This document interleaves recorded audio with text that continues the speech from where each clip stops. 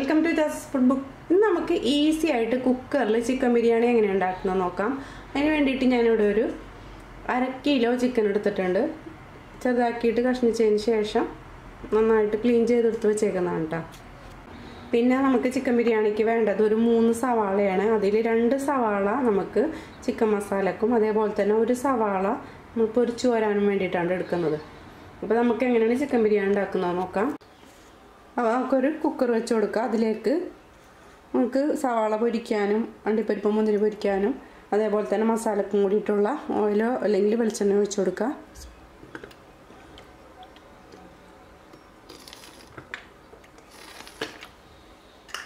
നമുക്ക് കുറച്ച് അണ്ടിപ്പരിപ്പും മുന്തിരി വറുത്ത് വരെ എടുക്കുക. അത് നിങ്ങളുടെ ഇഷ്ടത്തിനനുസരിച്ച് എടുക്കുക കേട്ടോ. അളവൊന്നും കറക്റ്റായിട്ട് പറയുന്നില്ല.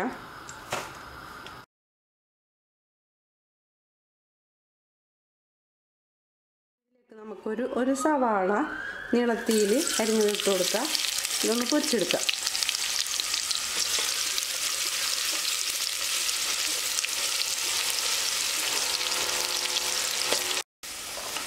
അപ്പോൾ സവാള മൊരിഞ്ഞ് വന്നിട്ടുണ്ട്. ഇനി നമുക്കിതിൽ നിന്ന് കോരിയെടുക്കുക.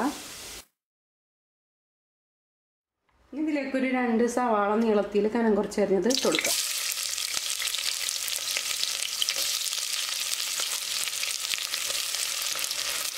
ആവശ്യത്തിന് ഉപ്പിട്ട് കൊടുക്കാം.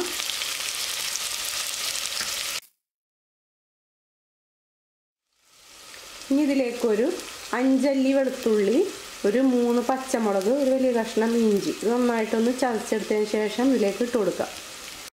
ചതച്ചെടുത്ത ഇഞ്ചിയും പച്ചമുളകും വെളുത്തുള്ളിയും ഇതിലേക്ക് ചേർത്ത് കൊടുക്കുക.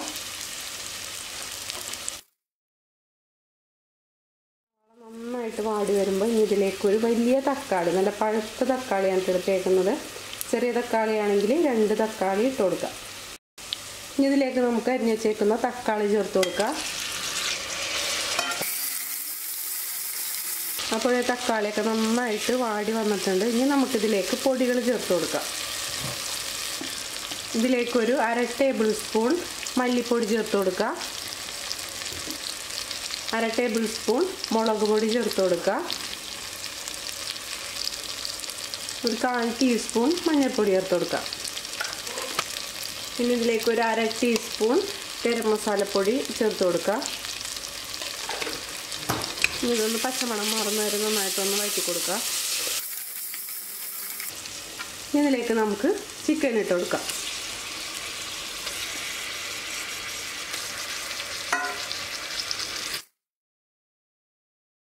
ചിക്കൻ ഇട്ടതിന് ശേഷം ഒന്ന് കുറച്ച് നേരം ഒന്ന് മൂടി വെച്ച് കൊടുക്കുക.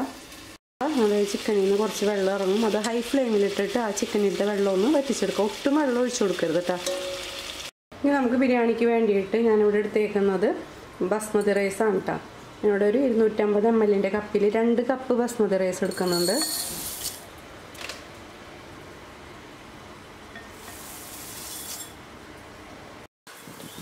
അപ്പോൾ നമുക്ക് അരി കഴുകിയതിന് ശേഷം അപ്പോൾ വെള്ളം കളയാൻ വേണ്ടിയിട്ട് വെക്കാം. ഒട്ടും തന്നെ ഇത് വെള്ളത്തിലിട്ട് വെക്കുന്നില്ല കേട്ടോ.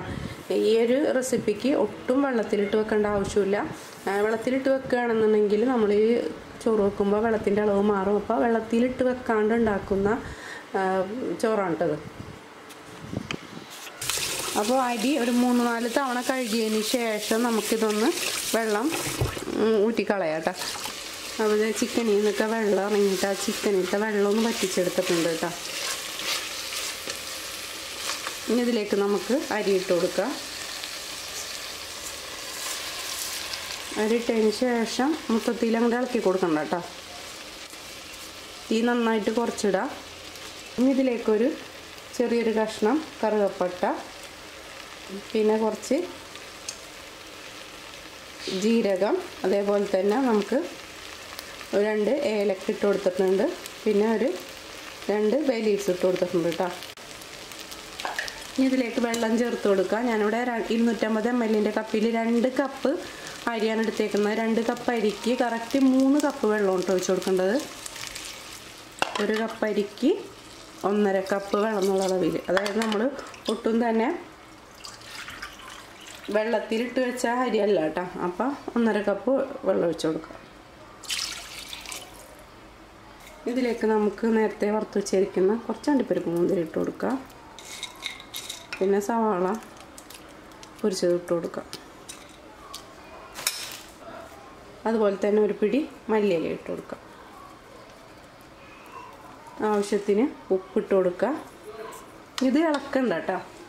ഇനി ഏറ്റവും അവസാനത്തിലേക്ക് നമുക്ക് 1 ടേബിൾ സ്പൂൺ ചെറുനാരങ്ങയുടെ നീര് ഒഴിച്ചു കൊടുക്കുക.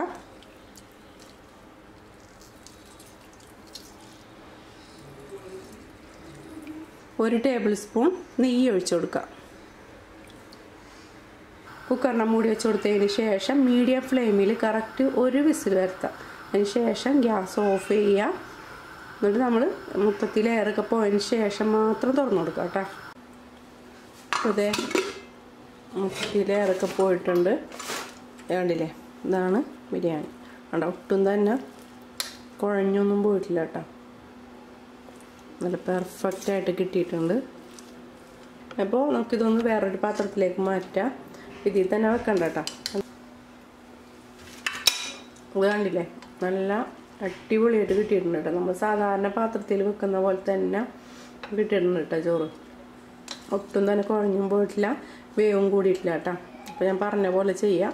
നമ്മൾ നേരത്തെ പൊരിച്ച് വെച്ചിരുന്ന അണ്ടിപ്പരിപ്പും മുന്തിരിയും ബാക്കിയുള്ളത് ഇതിൻ്റെ മുകളിലായിട്ട് ഇട്ട് കൊടുക്കുക.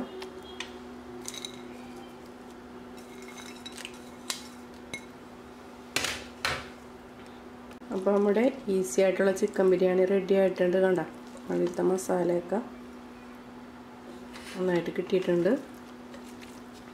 അപ്പോൾ ബിരിയാണി എല്ലാവരും ട്രൈ ചെയ്ത് നോക്കാം, അഭിപ്രായങ്ങൾ അറിയിക്കുക. അപ്പോൾ അടുത്ത വീഡിയോ ഇട്ട് വരുന്നവരെ ഓക്കെ, ബൈ, സീ യു.